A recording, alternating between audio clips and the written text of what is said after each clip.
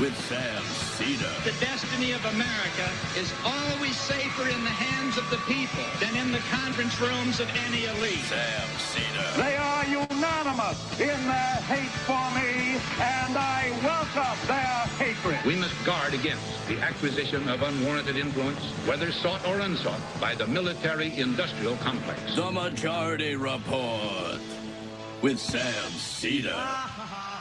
Ever get the feeling you've been cheated?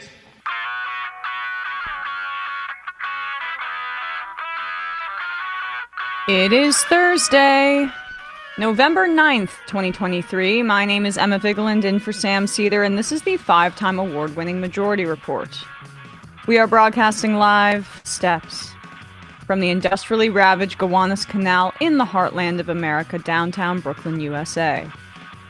On the program today, Alex Kane of Jewish Currents magazine will be with us to discuss the censorship of pro-Palestine voices. And later in the show, Shah Meer Baloch of The Guardian will join us to talk about the Afghan refugee crisis in Pakistan. Meanwhile, Blinken floats a Palestinian Authority takeover of the Gaza Strip after Israel's bombardment ends. That begs the question, when will it end, and what about what the Palestinians want? Let's just do some more colonial manipulation. Yeah, no democracy for Palestinians, please. Meanwhile, Hamas is reportedly negotiating terms for releasing hostages to pause the bombing for 3 days. And the White House says Israel has agreed to 4-hour bombing pauses on a daily basis. But Netanyahu again rejects calls for a ceasefire, as a senior United States official admits the Gaza death toll of 10,500 is likely an undercount. Half of Democrats disapprove of Biden's response to the conflict, an AP poll finds. And more than 100 staffers staged a walkout yesterday demanding a ceasefire. Meanwhile, SAG-AFTRA reportedly reached a tentative agreement with the studios, ending an 118-day strike. Rank and file voting next. The third Republican debate was last night, minus the guy with the 43-point polling lead. Meanwhile, Republican strategists are begging congressional candidates not to campaign on a national abortion ban. Reports of ballot shortages in multiple majority black precincts in Mississippi's Hinds County. Republican Tate Reeves won re-election by around 4.5 points. Ivanka Trump testified yesterday in the civil fraud trial.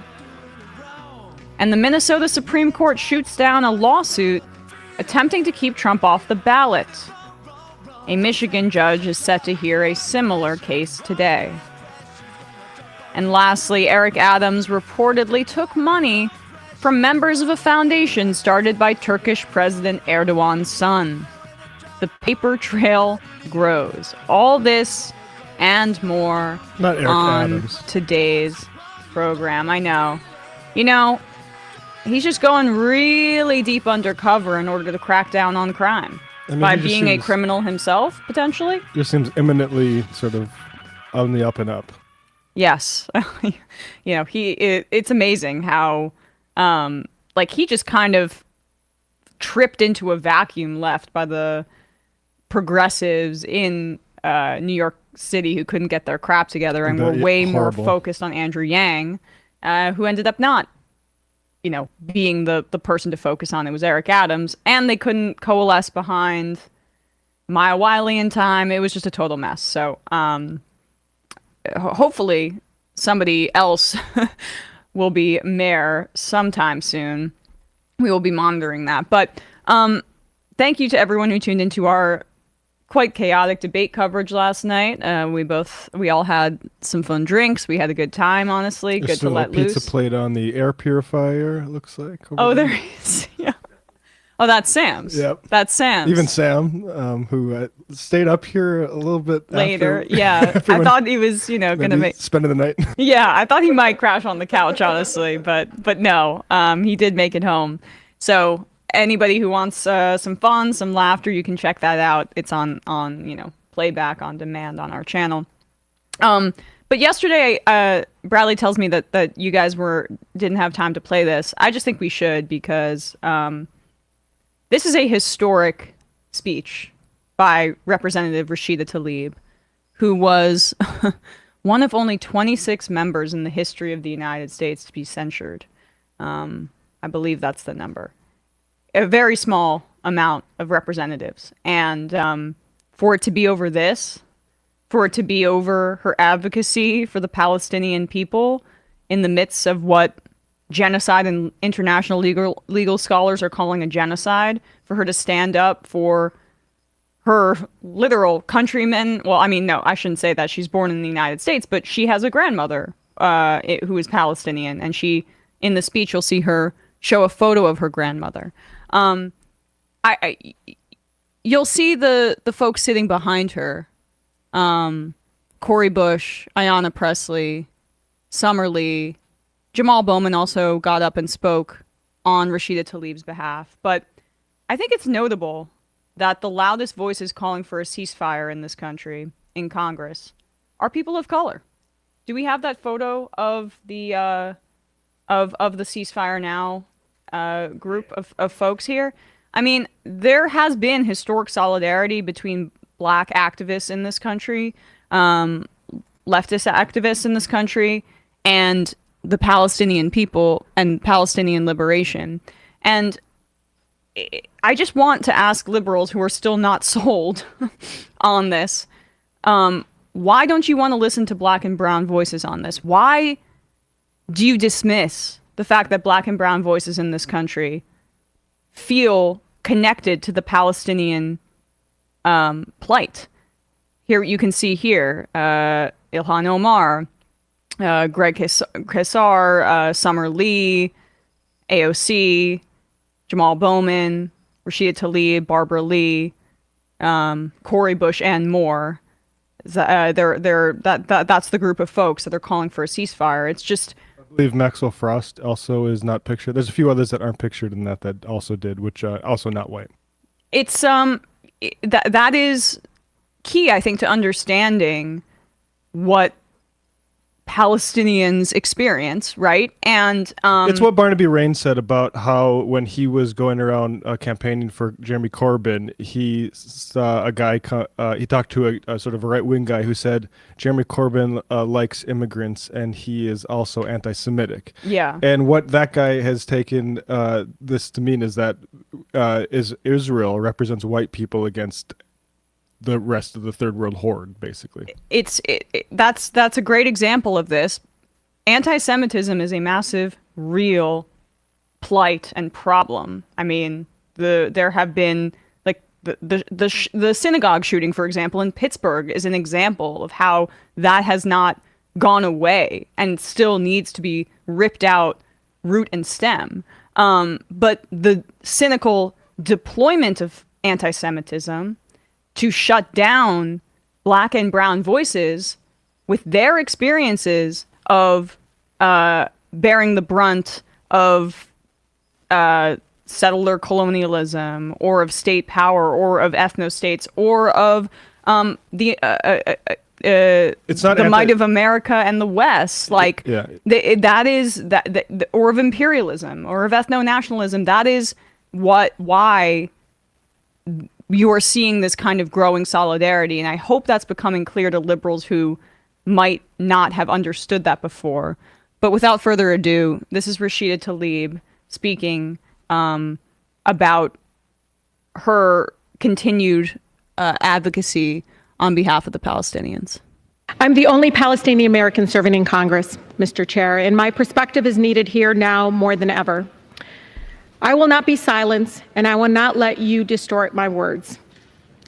Folks forget I'm from the city of Detroit, the most beautiful, blackest city in the country, where I learned to speak truth to power even if my voice shakes. Trying to bully or censor me won't work, because this movement for a ceasefire is much bigger than one person. It's growing every single day. There are millions of people across our country who oppose Netanyahu's extremism and are done watching our government support collective punishment and the use of white phosphorus bombs that melt flesh to the bone. They are done watching our government, Mr. Chair, supporting cutting off food, water, electricity, and medical care to millions of people with nowhere to go. Like me, Mr. Chair, they don't believe the answer to war crimes is more war crimes. The refusal of Congress and the administration to acknowledge Palestinian lives is chipping away at my soul. Over 10,000 Palestinians have been killed. Majority were children. But let me be clear. My criticism has always been of the Israeli government and Netanyahu's actions. It is important to separate people and governments, Mr. Chair. No government is beyond criticism. The idea that criticizing the government of Israel is anti-Semitic sets a very dangerous precedent, and it's being used to silence diverse voices speaking up for human rights across our nation. Do you realize what it's like, Mr. Chair, for the people outside the chamber right now, listening in agony to their own government dehumanizing them? To hear the President of the United States, we helped elect, dispute death tolls as we see video after video of dead children and parents under rubble.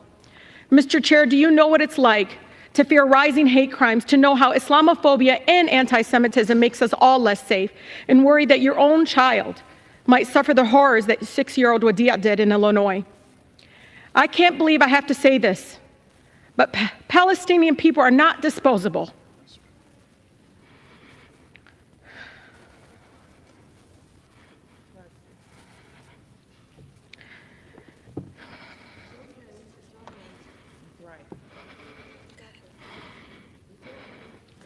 We are human beings, just like anyone else.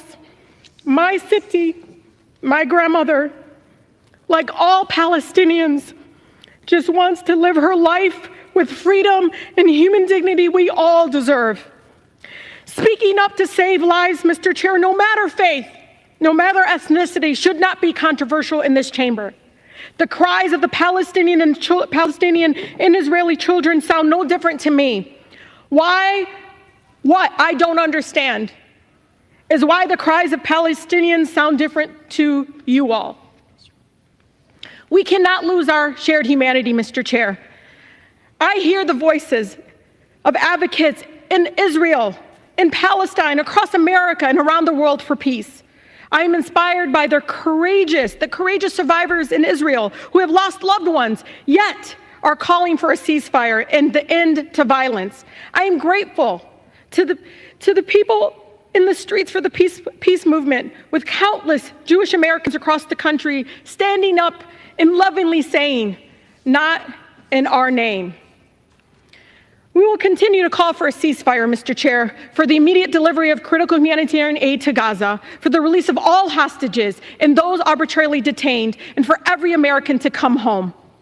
We will continue to work for a real lasting peace that upholds human rights and dignity of all people and centers in peaceful coexistence between Israelis and Palestinians, and censures no one, and ensures that no person, no child has to suffer or live in fear of violence.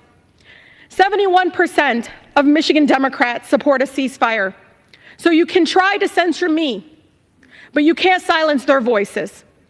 I urge my colleagues to join with the majority of Americans and support a ceasefire now to save as many lives as possible. President Biden must listen to and represent all of us, not just some of us. I urge the president to have the courage to call for a ceasefire and the end of killings. Thank you, and I yield. I think like that image of Ilhan Omar standing by her side and holding her, and in her hand, putting her hand on her shoulder, is going to be a historic image of the bravery of these few dozen members of Congress calling for a ceasefire. This is just something that Jeff Shirky, I just sent this Bradley in our chat, who's a labor historian who we've had on this program before, does some writing for In These Times, dug up, just to see how far back this solidarity of non-white folks in this country goes with many of the Palestinian causes. This is some photos that Jeff uncovered here when Arab auto workers in Detroit did a wildcat strike in 1973 to demand that the UAW dispose of its State of Israel bonds. Rashida Tlaib's father was an auto worker at that time during the 70s. There are 22 Democrats who allowed this completely unconscionable censure to happen, and I'm going to read their names here. Steve Cohen of Tennessee, Jim Costa of California, Angie Craig of Minnesota, Donald Davis of North Carolina, Louis Frankel of Florida, Jared Golden of Maine, Dan Goldman of New York, my representative, who I look forward to supporting or opposing in the primary and supporting a progressive primary challenger. Shameful, one of the most blue districts in the entire country. Josh Gottheimer of New Jersey, no surprise. A racist. Yep, a racist. All of these folks are racist. Zionists are racist. Yep. I mean, that's where we're at right now. Greg Landsman of Ohio, Susie Lee of Nevada, Kathy Manning of North Carolina, Jared Moskowitz of Florida, Wiley Nickel of North Carolina, Chris Pappas of New Hampshire, Mary Glusenkamp Perez of Washington, Pat Ryan of New York, Brad Schneider of Illinois, Kim Schreier of Washington, Darren Soto of Florida, Richie Torres of New York, Debbie Wasserman Schultz of Florida, and Frederica Wilson, also of Florida. And there were also 4 Republicans in the end who broke rank and opposed censuring Tlaib. But I've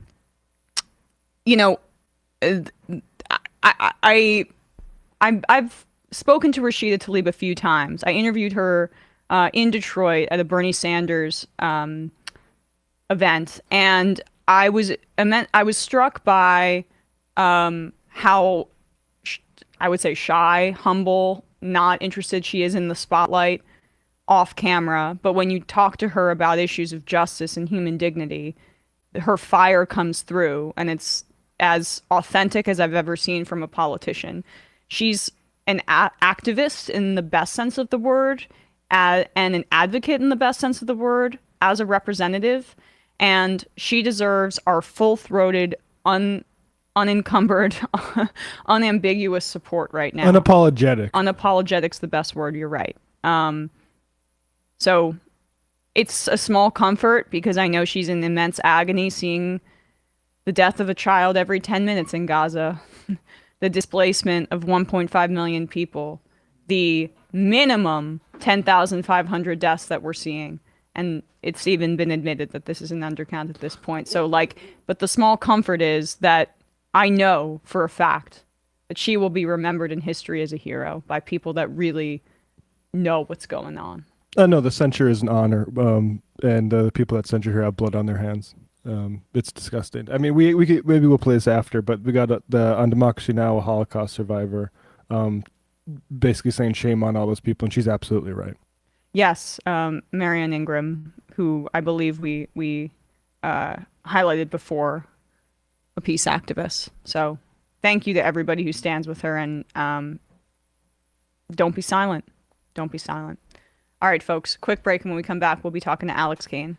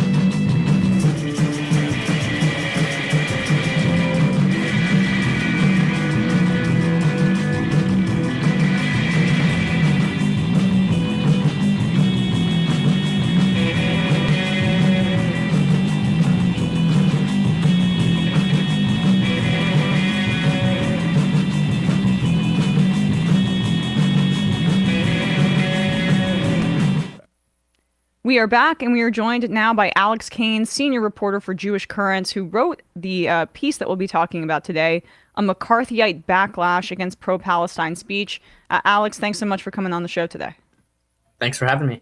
So, your headline, as I just read, describes this suppression of pro-Palestine voices, specifically on college campuses, but in other contexts that we can get into as well, as a, quote, McCarthyite backlash. That was a quote from somebody you spoke to in your piece. Why do you think that that's an apt kind of comparison for what we're seeing here?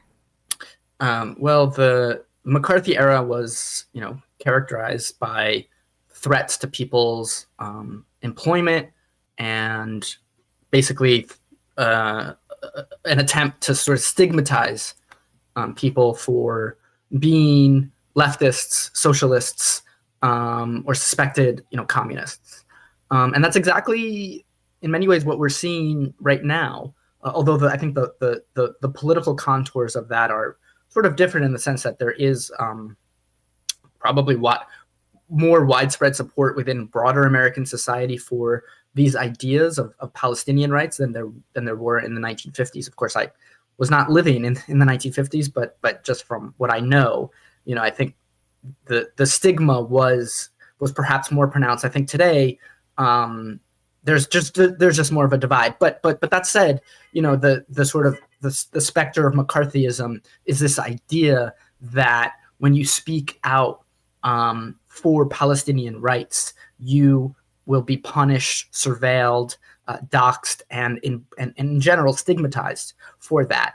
We are what we're seeing right now, is basically students being put on, their names being put on trucks that go to campuses. At Harvard, a right-wing group literally funded a truck with their names on it to park outside the campus so that everybody could see. And at Columbia University as well, that also happened in recent weeks. That same group threatened. I'm not totally sure if it actually happened, but they, at the very least, they threatened to send those same trucks to people's individual homes to what they say is, let the neighbors know that they're living next to anti-Semitic, terror supporters. This is basically taking a political disagreement and trying to use the political disagreement to banish people from mainstream society.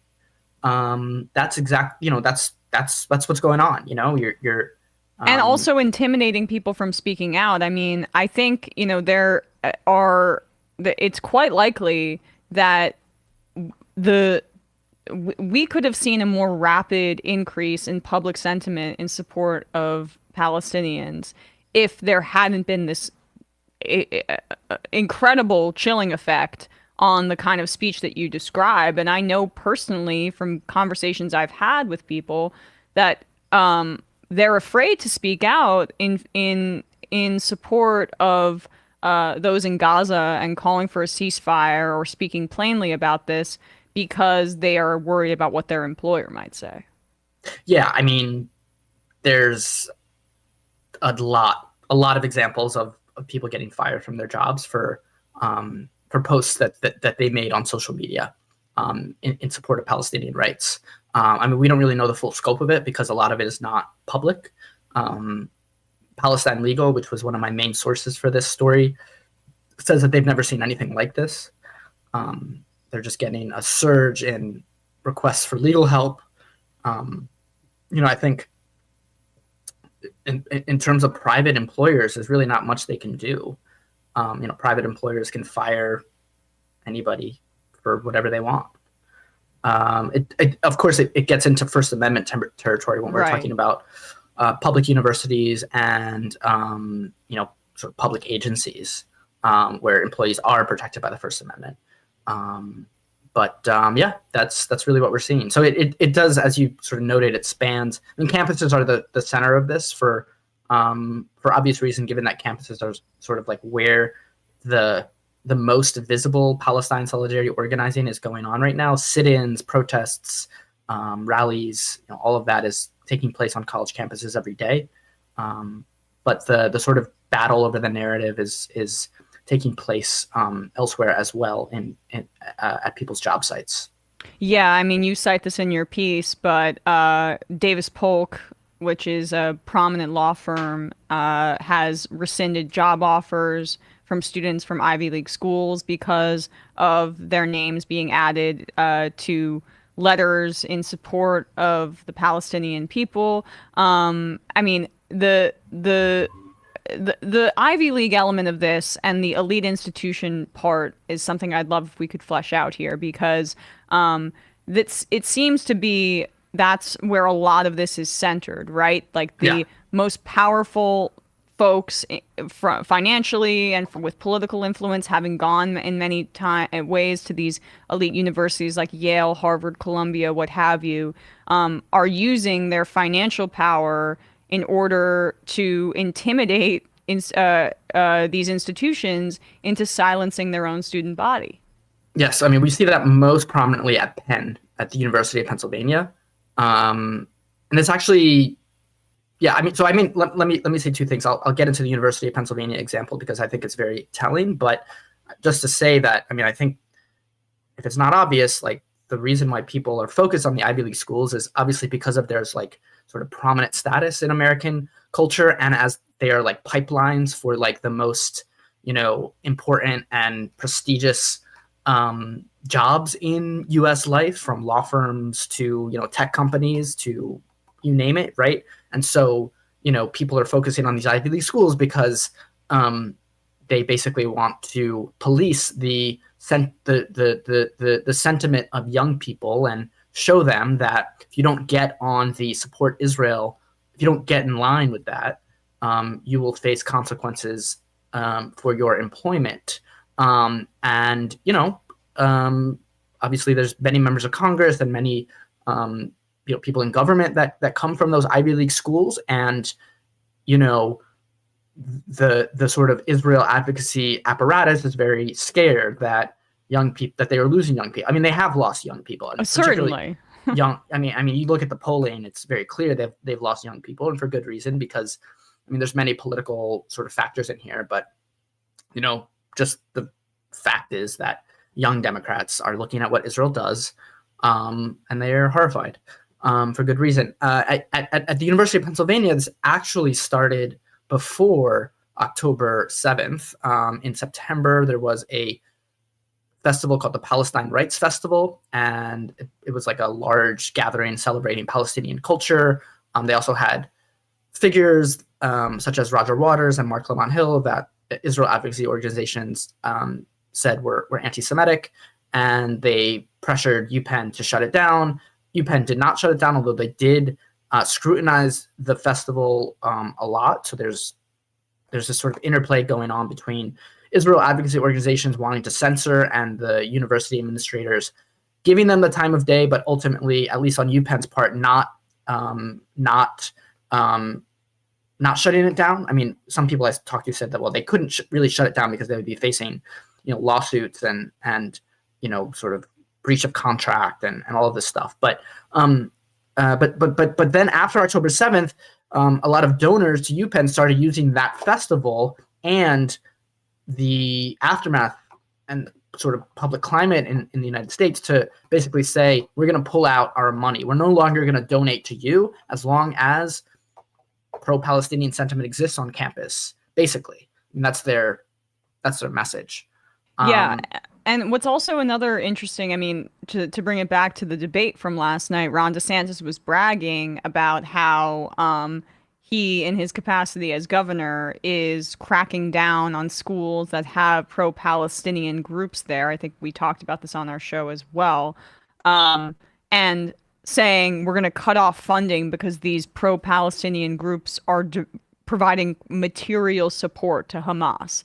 Alleging that these student groups, probably 10 people in a frickin' drum circle or whatever, are funneling money for terrorism. It's absolutely unhinged. Yeah, I'm actually working on a second piece right now, specifically around material support for terrorism and how that's being utilized right now. What Governor DeSantis has done in Florida, which is certainly going to be legally challenged, in the coming weeks. But what he has done is basically claimed, without any evidence, they didn't even think their evidence is, there's no evidence. I mean, Yeah. I'll explain what it is. I mean, but he's directed public universities in Florida that have Students for Justice in Palestine chapters to be disbanded because they are in violation of material support to terrorism laws. Now, it's ludicrous on a lot of levels. One is that material support to terrorism is a crime. You go to jail for that. And if it was actually, if students were actually violating that law, they would be prosecuted. But there's no prosecution.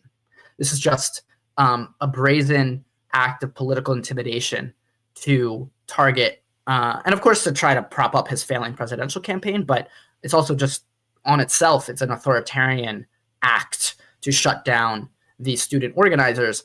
And the Supreme Court has already ruled that independent political speech, even if it's in favor of a foreign terrorist organization, is free speech. As long as you're not doing anything at the coordination or advocacy, in coordination with a designated foreign terrorist organization, you can say you are pro-Hamas. That is not illegal in the United States. Yeah, well, right, exactly. Except it's not illegal, but it doesn't prevent, I guess, some executive, like a governor acting in an executive role, essentially, from doing this in order to chill it, right? I mean, Yes. maybe the ACLU or a lawsuit's going to get involved here, but the point is that he got his headline. Oh, for sure. I mean, yeah, I don't want to downplay the consequences. The consequences are students are going to probably think twice. Do they really want to join an organization, even if they believe in it, if they get risk, if the risk is being tagged as a terrorist, which is obviously a deeply stigmatizing label still in the United States.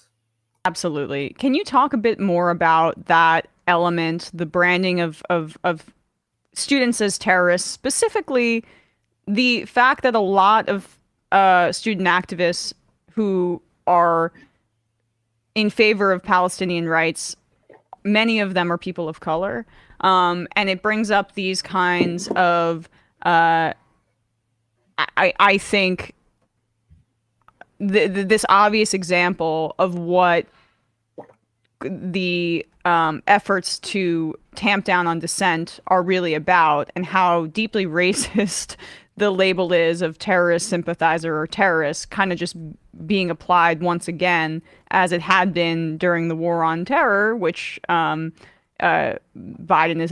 had been attempting to kind of ramp down, and now we're back, I feel like, in many ways to square one. But just the racial element here of who's being targeted. Yeah. I mean, totally. I mean, it's overwhelmingly people of color that are being targeted, and it's not only people of color. I mean, there are Jews that organize with students, white Jews, I should say. Not all Jews are white, but in the United States, the majority are. White Jews. There's plenty of white Jews that are organizing with Students for Justice in Palestine. There's plenty of white people that aren't Jewish organizing with Students for Justice in Palestine. But I would venture to guess that many people, if probably the majority, I mean, there's no stats out there, are, in SJP chapters are people of color. And when they get, the sort of, because of the sort of, I mean, the term terrorism is no longer a neutral term to describe, political, non-state political violence, right? It's turned into this racialized term that indiscriminately targets Muslims, Arabs, and other people of color. And if you tag them as terrorists, that opens up all sorts of consequences, which, surveillance, investigations, whether they're here, whether they're, whether the immigration status is in line with U.S. law. So, I mean, that's another danger of these kinds of accusations. It's like, even if the material support for terrorism can't be proved, once you turn the state onto these individuals, they can find something that could be used to prosecute you, which has been done in the past. But, I mean, another thing to say is, like, there is there's no monolithic, person of color like opinion on Israel-Palestine, but many people of color, particularly those in young people of color in the Democratic Party, view Israel-Palestine through a lens of through a racial lens. Basically, they see one group of people, Israeli Jews, dominating another group of people, Palestinians, and they say, "Whoa, I recognize this in the United States because my life has been impacted by white supremacist structures in the United States." And so they have a sort of recognition of that. That's why you see in Congress the every single member of Congress who signed on to Cori Bush's ceasefire resolution is a person of color. Yep, we were just talking about that exactly. Right. I mean, yeah. Go ahead. And I mean, the last thing I'll say is this gets into complicated territory, but the Students for Justice in Palestine, National Students for Justice in Palestine, their statements celebrate resistance, including armed resistance. What they call armed resistance to Israeli apartheid. And that is deeply uncomfortable to some people because what October 7th was a massacre of Israeli civilians in addition to the killing of Israeli soldiers. So this gets into all complicated territory of what is legitimate armed resistance to Israeli apartheid, right. What is and so the students are obviously they don't view Hamas as a terrorist organization. No matter what the United States government says, they view it as part of a Palestinian resistance movement, and that's what their statements have reflected. Now, it's totally out of step with what the majority of Americans think, but they have a right to say that, and they should not be labeled as potential criminals for their speech. Absolutely. Lastly, before we let you go, Alex, you did also write about how there are a ton of harassment incidents happening on a lot of these campuses, racial harassments targeting people wearing hijabs and things like that who might be outspoken. What were some of those stories that you uncovered in your reporting? Yeah, well, there was one at Amherst, UMass Amherst. Let me pull it up on my screen so I get all the facts right. The co-president of the school's SJP chapter. The SJP had posted on Instagram, a bunch of rallies that they were hosting in response to Israel's bombing campaign in Gaza. And one of their Instagram posts defended Palestinians' right to resist Israeli violence. And they got, just deep, Islamophobic death threats and, just very violent and vile racial slurs and death threats.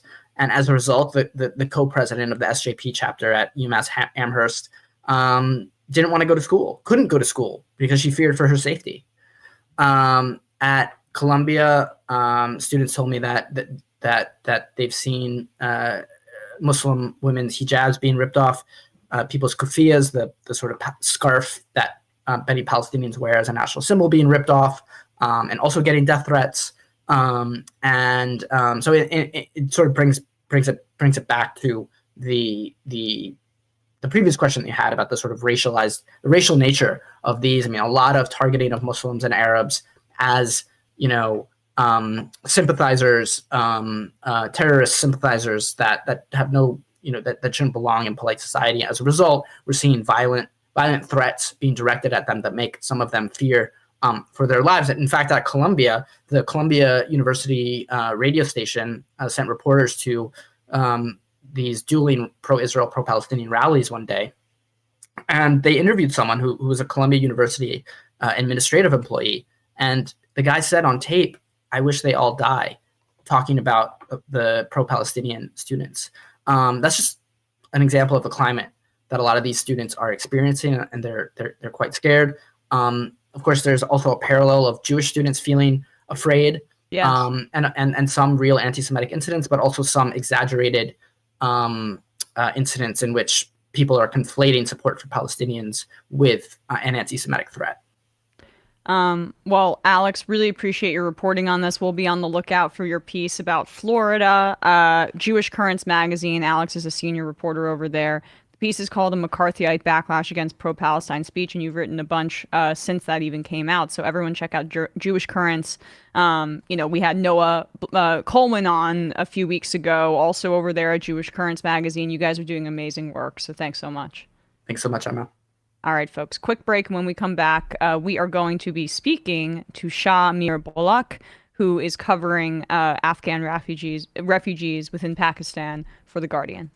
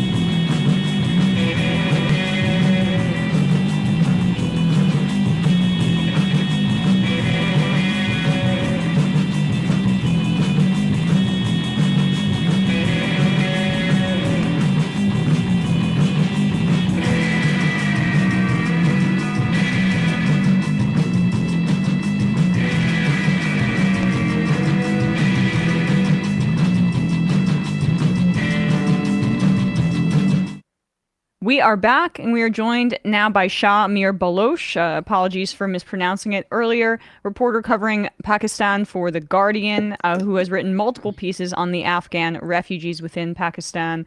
Shah Meer, thank you so much for coming on the show today. Thank you. You're welcome. Pleasure. Yes. Thank you for having me over here. Yes. So for the audience, we have a little bit of a delay because Shah Meer is in Islamabad, but has been on the ground covering and interviewing refugees and speaking to many people there. But for our audience, earlier in October, the Pakistan government announced that it had a deadline for undocumented Afghan refugees to leave the country. Now that deadline has passed. That was on Wednesday. What is the background here? Why did the Pakistani government impose this deadline?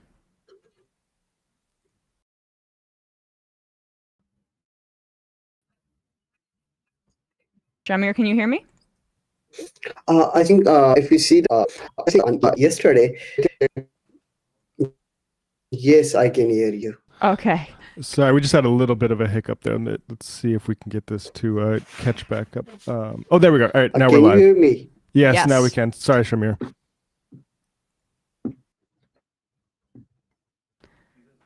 Okay. We might need to take a quick break, and we're going to try to maybe, reconnect. Yeah. Be right back. All right.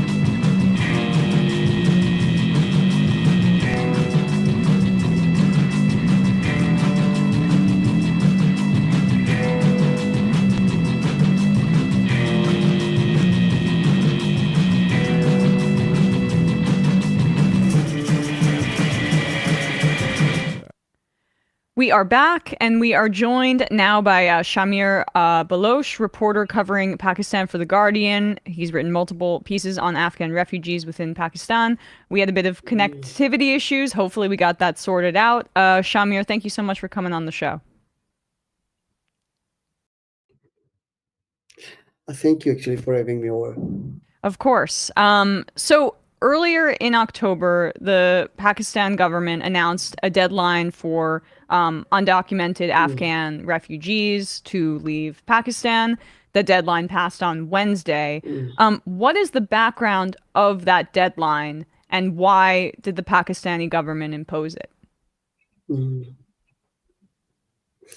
Actually, the background it's quite clear, which was reiterated by the caretaker Prime Minister Anwar al-Kakadi yesterday, which he sees that time and again they had requested the Afghan Taliban to help them and not to provide any sanctuary to the Pakistani Taliban, who have been carrying out attacks inside Pakistan. According to him, more than 15 suicidal bombers recently were detonated themselves across the country, and many of the attacks they've been carrying out in Pakistan, they have their safe sanctuaries according to Pakistan and Afghanistan.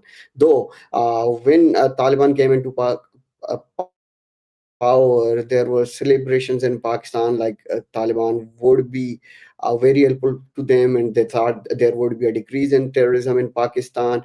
But according to the caretaker Prime Minister, which he said yesterday, there has been rise in terrorism in Pakistan 500%, and around 3,000 people have lost their lives in Pakistan in last 2 years since Taliban came into power. So it's been a pressure tactic to force Taliban, to pressure Taliban to stop and giving any safe sanctuary and support to the Pakistani Taliban who have their bases inside Afghanistan. But the thousands of refugees that are in Pakistan, I mean, they fled the Taliban, right? So the question is are these refugees here bearing the brunt and being expelled with no real plan because of kind of domestic nationalist Pakistan political considerations? Yeah, I think you're right, and it was such a rash decision. 2 years ago, when Taliban were coming into power in August, I was reporting on one of the borders in Chaman, bordering Ispan Boldak, near to Kandahar province.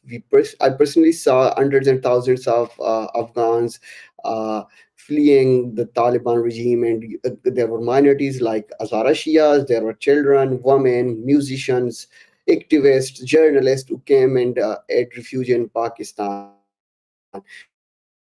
And this decision has been taken to expel them, like they're refugees. They're the ones that have been facing the brunt of the Taliban. But at the same time, I think we need to see it a bit in historical context.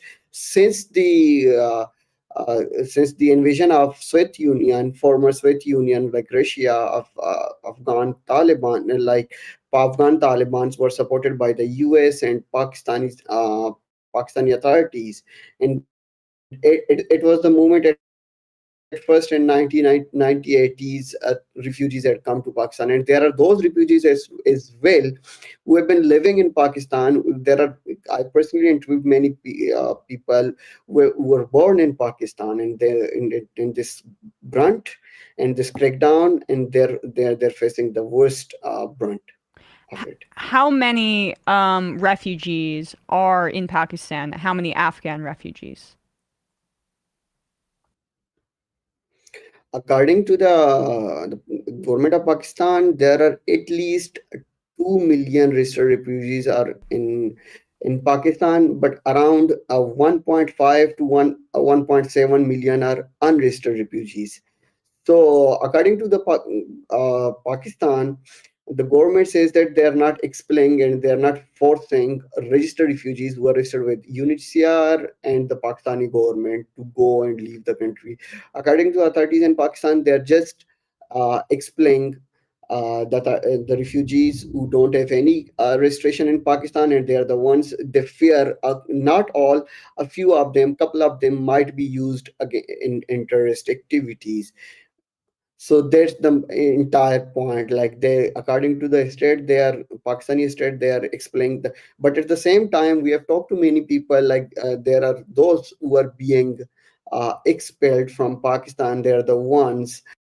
They also have proof of registration cards with the UNHCR, with Pakistani state. So in this severe crackdown, there are also the ones where the proof of registration they are being expelled.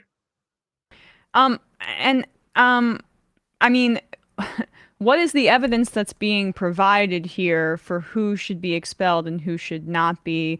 You wrote about how there's been police harassment of both legal and non-legal refugees, and how, this is in many ways stripping people or taking people away from the only home that they've known for quite a while.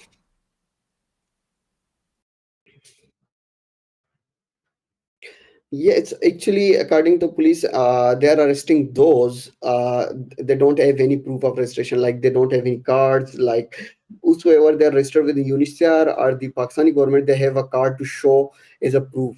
But I personally had interviewed many people in Quetta, a bordering region with Afghanistan. When they started the crackdown, many Uzbeks or Afghans they were arrested during this severe crackdown. They had the cards and they were facing the police wrath. So there's also a time when there are already the questions have been raised and the fingers have been raised over police performance. Like it's such a time like many fear the police takes bribes from such people, such vulnerable refugees as well. Police have been accused. So, according to the officials and the government ministers, they're just explaining and they're just going against those who are not in a position to provide any proof of registration that they are registered refugees.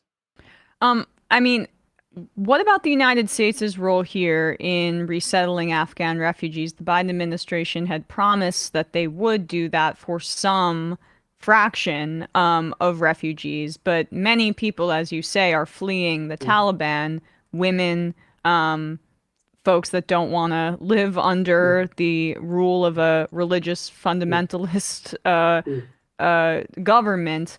Where is the U.S. in all of this? I think it's been more than 2 years now since the fall of Kabul. Since the Taliban took over power. So according to the US officials, they have a list of 25,000 people they need to resettle and relocate in the US. But it's been so slow, maybe because of the bureaucracy or other reasons. The US has not been has not been very much active in taking out and Afghan refugees who have been in Pakistan in this July. So far they've just relocated. I think we have not been given a particular number. I think they've not relocated more than hundreds of people. Still, they have some 25,000 people around in Pakistan, which they need to be relocated and they need to be settled. So it's we have been told by the government ministers in Pakistan, top officials, like they are giving a specific deadline to refugees when they want, wherever they want to settle them. They have a deadline till 31st December, which it's what we have heard from the government ministers. So till 31st December, I think the US authorities have 25,000 Afghan refugees to be relocated in the US. And so far, it's been very much slow because the entire drive is started, relocation is started in this July. Well, Shah Meer Baloch, a reporter covering Pakistan for The Guardian. You can read his work over at The Guardian. We'll put a link to it below. Thank you so much for your time today. You're welcome. Thank you for having me. Thank you.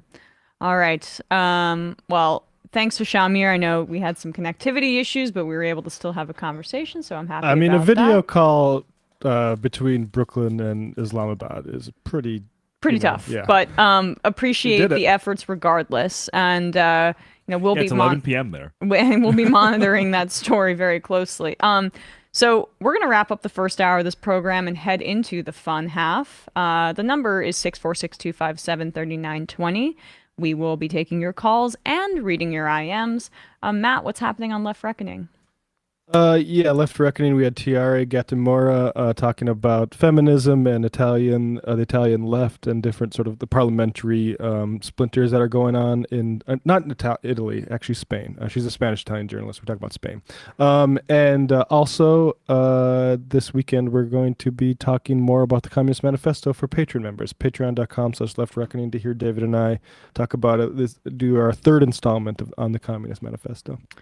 And on ESPN today, Bradley and I will be giving our picks against the spread. I'm starting to gain a little bit of a lead. We'll see if I'll be able to hold that. And you should check out our Monday episode where we had a ton of fun dancing on Josh McDaniels' grave, talking about CJ Stroud, me bragging about that call of mine in the draft, and more. YouTube.com/ESPN show. We have Binder here, I believe, so let's let him in. Oh, Brandon is sick today. Okay. So it's just Binder today, and here he is, Matt Binder, here to tell us all about what's happening on Doomed and Scam Economy. Hello, how are you? I am okay. I'm starting. Some numbness is starting to set in. Okay. No. You didn't need to hear my whole life story. No, I do. I feel you. It's been this way. I feel like I come on every week now and we talk the same discussion about how terrible things are right now. Mm-hmm. But anyway, this week, Scam Economy is back, baby. Scam Economy had finally its return episode with the wonderful Molly White of Web3 is Going Great. And we discussed the Sam Bankman-Fried FTX fraud trial. It's already the second biggest download day in Scam Economy's nearly 2-year history. So people are clearly loving the episode. Molly was there for part of the trial. So it was very interesting to hear. And she covered the daily goings on at what was happening at that trial as well. Every day she had a new dispatch about what had happened. So it's definitely a very interesting episode. Check it out at scameconomy.com, where all the podcast links can be found. And then if you want to watch the video, you can find that at youtube.com/Matt Binder. Okay, awesome. All right, guys, heading into the fun half. The number is 646-257-3920. See you there. You are in for it. All right, folks, 646-257-3920. See you in the fun half. Are you ready?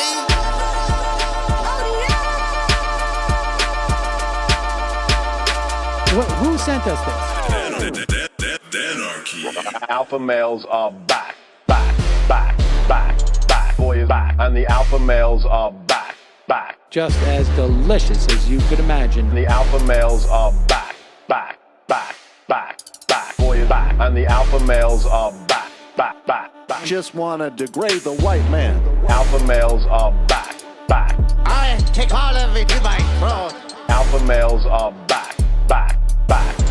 Snowflake says what? The alpha males are back. You are a madman.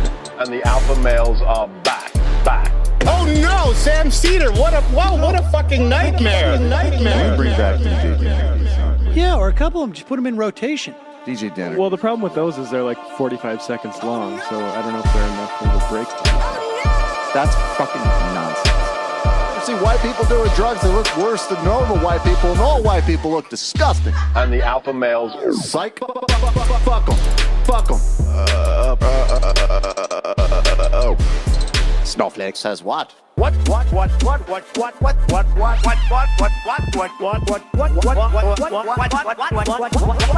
Snowflake says what? A hell of a lot of bank. A hell of a lot of bank. Okay. Okay, I'm making stupid money. Hell of a lot of bank. A hell of a lot of bank. All lives matter. Have you tried doing an impression on a college campus? I think that there's no reason why reasonable people across the divide can't all agree with this. Psych. And the alpha males are back. And the Africans are black African. And the alpha males are black. And the Africans are back. When you see Donald Trump out there, doesn't a little part of you think that America deserves to be taken over by jihadists? Keeping it 100. Can't knock the hustle. Come on, fuck 'em. Things I do for the bigger game plan. By the way, it's my birthday. Happy birthday to me, Jew boy. I have a thought experiment for you. And the alpha males are back. Africans are black. Alpha males are black. Africans are back. Come on. Come on. Someone needs to pay the price for blasphemy around here. I am a total pussy.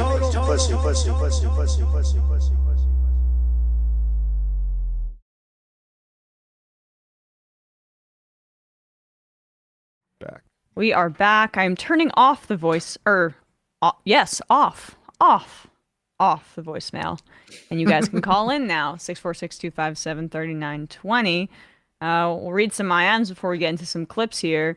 Number 13. This is outside the scope of this debate, but I'm starting to think Biden might begin to experience a potentially fatal amount of stress from recent developments. The GOP House just started sending bullcrap subpoenas to his family today. And along with the insane geopolitical situation and his heavy domestic unpopularity, this seems just too much for someone his age. He might have to drop out or